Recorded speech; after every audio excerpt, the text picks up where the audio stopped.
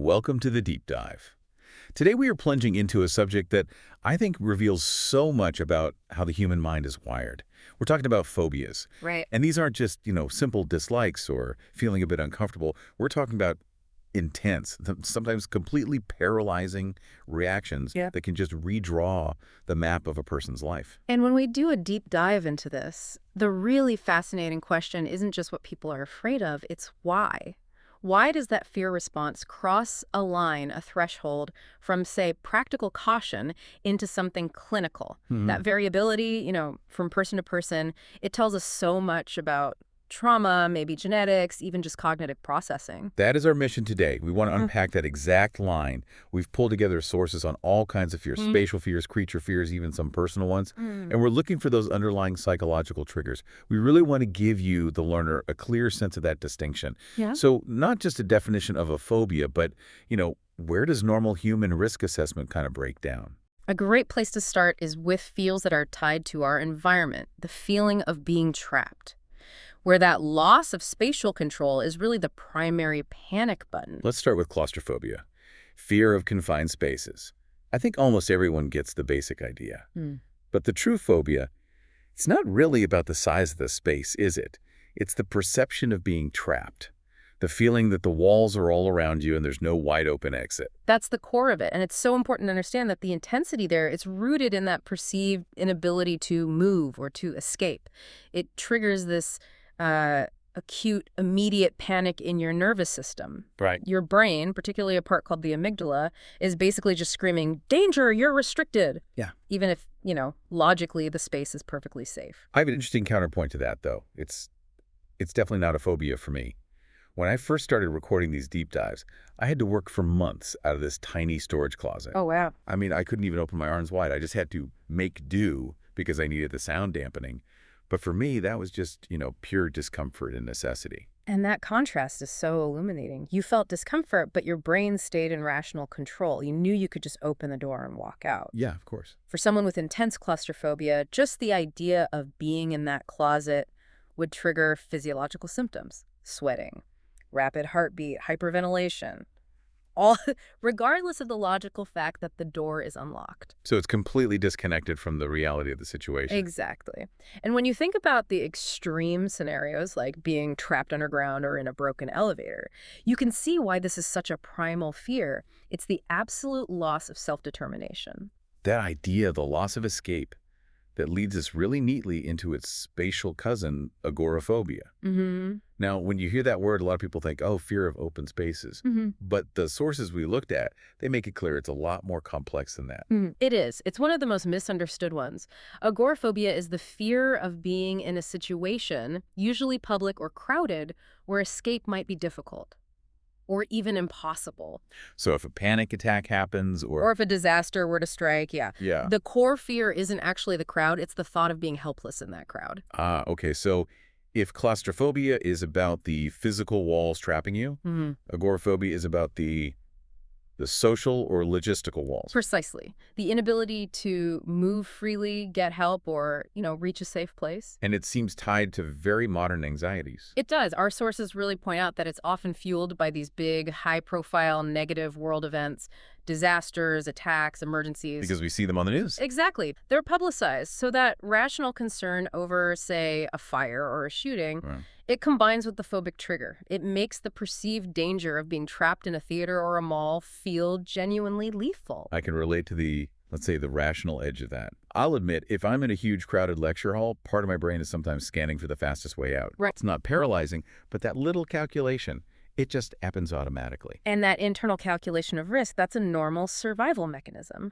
But for someone with clinical agoraphobia, that same process becomes debilitating. It leads to avoidance. They just won't go to those places. Right. The soldier with PTSD we looked at in the source material, that was such a powerful example.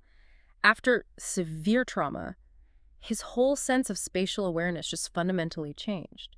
He developed this acute need to always know where the exit was, always sitting so he could see an escape route. Wow. And that's a classic symptom of trauma just manifesting spatially. That really shows how trauma can physically rewire our perception of space and safety, which this is where it gets interesting, connecting space to elevation.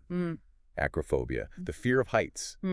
People often mix this up with just being afraid of falling, but the sources show the difference is profound. The fear of falling is completely rational. Gravity is real, and the consequences final. Acrophobia, though, is the irrational, intense fear triggered by the height itself, even when you're perfectly secure. My wife has acrophobia, and her experience really hammered this distinction home for me. We were on that really high bridge in Porto, in Portugal. Oh, I know the one. And she just could not go near the railing. And for her, it often comes with vertigo. That's a really important point to clarify. Vertigo isn't technically a fear, it's a sensation, a feeling of spinning or tilting, often brought on by the anxiety of the height. So the anxiety causes the physical feeling. Yes. Psychologically, acrophobia triggers this conflict in your brain. Your visual system sees the ground really far away, but your vestibular system, in your inner ear, is telling you you're standing still. That sensory conflict, mixed with high anxiety, results in that overwhelming feeling of being unbalanced, or like you're being pulled toward the edge. That makes sense. I can look over a bridge and, I feel an appreciation for the view, but no panic. The only time I'd panic is if someone tried to push me. And that's a rational fear of assault, not a phobia of the height itself. Right, that's the core difference. Acrophobia is the internal panic at the elevation. Now, you mentioned you wouldn't do things like skydiving or bungee jumping, even without the phobia. Right. I mean, those activities actually involve falling. I don't have a phobia of being high up, but I have a very strong, rational aversion to high-risk activities. For me, it's just a calculation of consequence. And that takes us into a deeper theme we should circle back to later: responsibility and risk calculation. But for now, if spatial fears are about losing physical control, let's shift to creature phobias, because those are often about losing predictive control. Let's start with the most common one, arachnophobia, fear of spiders. Even people who aren't clinically phobic generally find them unsettling. Well, the primary psychological insight here is something called preparedness theory. Okay. A psychologist named Martin Seligman proposed that humans are biologically prepared to quickly develop phobias of things that were historically dangerous, like snakes and spiders. Yeah. They represent this unpredictable, fast-moving, and potentially toxic threat. The movement, that's what's so fascinating. I think for many people, the trigger is that rapid, erratic movement. I remember being in a small village in Mexico and seeing these massive, hairy spiders just running underneath the outdoor tables. It wasn't like a paralyzing fear, but the sheer speed and the way those legs moved, it was just profoundly unsettling. The movement pattern is absolutely key. It lacks predictability, and that makes our threat assessment immediate and overwhelming, even if the spider is totally harmless.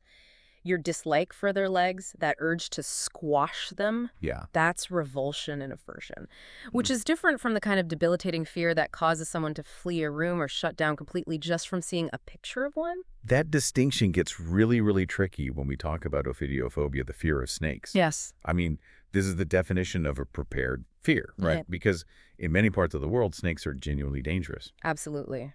So we have to ask, where does rational caution become an irrational phobia? Rational caution says, I should probably keep my distance from that rattlesnake because its venom could kill me, irrational phobia says. I might actually pass out just by seeing a non-venomous snake on TV. Or just being creeped out by the way they slither or their tongue. That's it. The sensory details become overwhelming. I have this anecdote from my childhood that clarified this for me. I was about 6, and my friends and I posed for a picture at some nature center. And we were carrying this massive, heavy snake draped over our shoulders. Wow. And we were totally fine.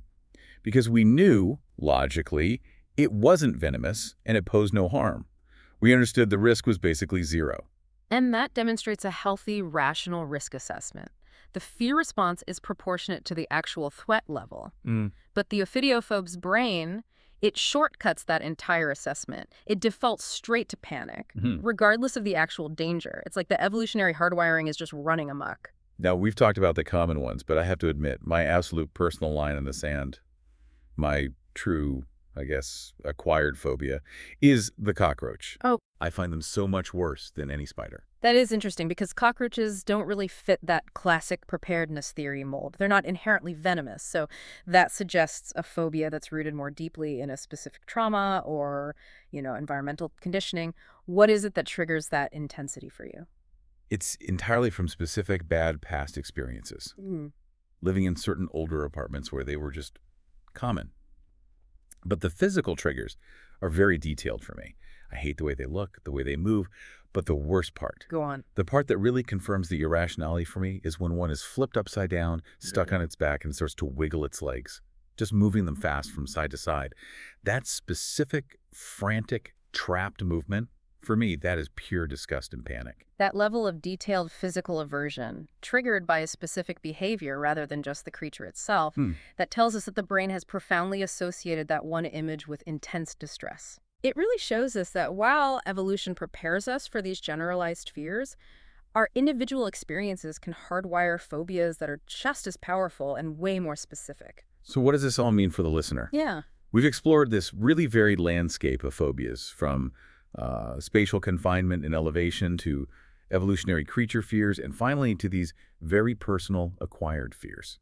And I think we've seen that the line between simple caution and a phobia is really drawn based on proportion. Proportion, I like that. Yeah. Caution is a measured response to a real risk. A phobia is an intense, disproportionate response that just overrides rational thought.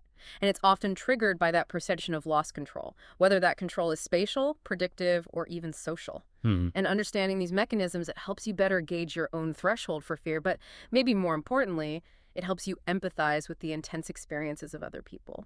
And as we close, let's just circle back to that idea of calculated risk. Yeah. We talked about how I avoid things like skydiving now that I'm a father. That's not acrophobia. It's a measured, conscious choice about maximizing my chances of survival because my responsibilities have increased. Even though the percentage of risk is tiny, the consequence of that small risk is now just too high for me. It really demonstrates that fear isn't static. Life changes, and it alters the value we assign to risk. It can override even our deepest instincts for novelty or thrill-seeking. Exactly. So we'll leave you with this final provocative thought to mull over. What level of risk are you willing to take? And how have life changes, like increased responsibility or a career shift or parenthood, how has that altered your own internal calculations of what is truly fearful versus just a measured risk that you no longer find acceptable? A great question to think about. Keep thinking about that line. We'll catch you on the next deep dive.